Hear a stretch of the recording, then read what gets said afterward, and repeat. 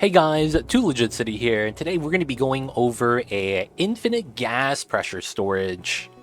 And of course, we're going to be using oxygen as our gas of choice. So of course, the beginning of this requires you to have a box container. The design size doesn't really matter. All you need to do is have a floor at the bottom that's flat and even. What you don't want is to have a floor that's more of a zigzag like that. You want to avoid that if possible. You want a flat floor at the bottom. And then you want to fill up that room with the element that you want to store.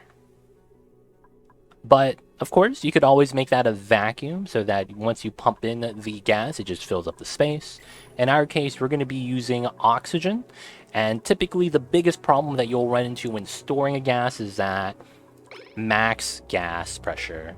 And this stops you from storing oxygen over a value of 2000. And once you get to that point, the gas vents prevent you from actually having a gas storage. Now, what we're going to show you today is a trick to allow you to over-pressurize your gas tanks.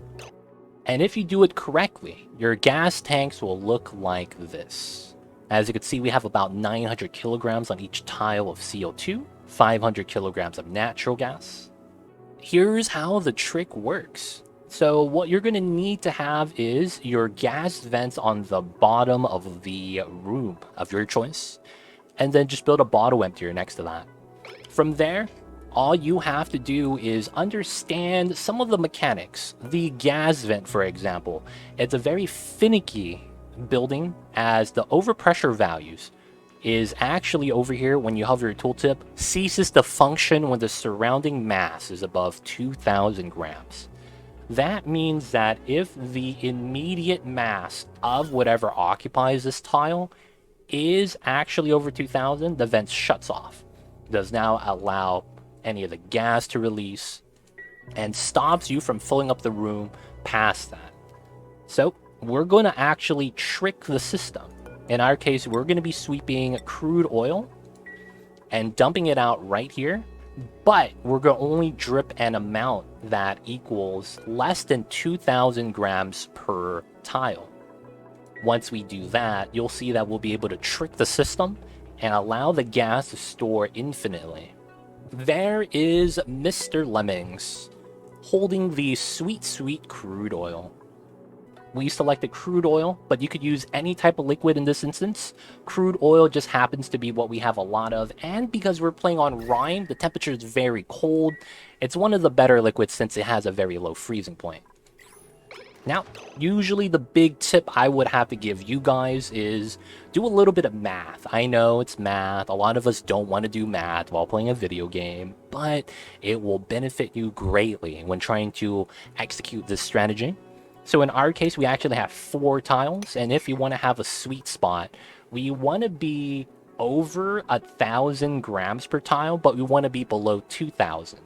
The math just works out better so that forces liquids to always be on the tile, and typically you want your width of your floor to be wider than 1 tile.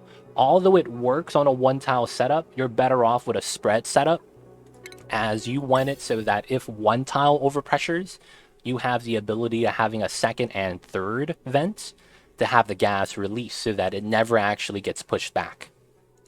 That is good. So we drip out all the oil. As you could see here, we're at around a varying amount, but that's okay. It's all under 2,000 on every tile. Given time, it's going to even out. And we're going to connect our oxygen pipeline just to showcase that this works.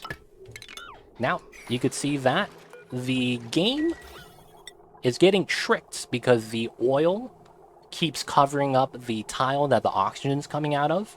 But because of the fact that when it spawns the oxygen, it pushes up due to the fact that the liquid is there. So this displaces the oxygen, tricks the vent to release the oil because the gas or the oil is less than the pressure limit that stops the vent from moving. And of course, you could see that our gas pressure here will just keep going up.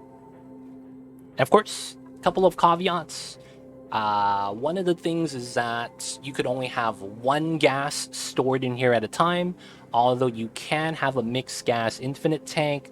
Some of the mixed gases causes some of the gases to force itself in certain areas, which actually can bop this design and make it not work.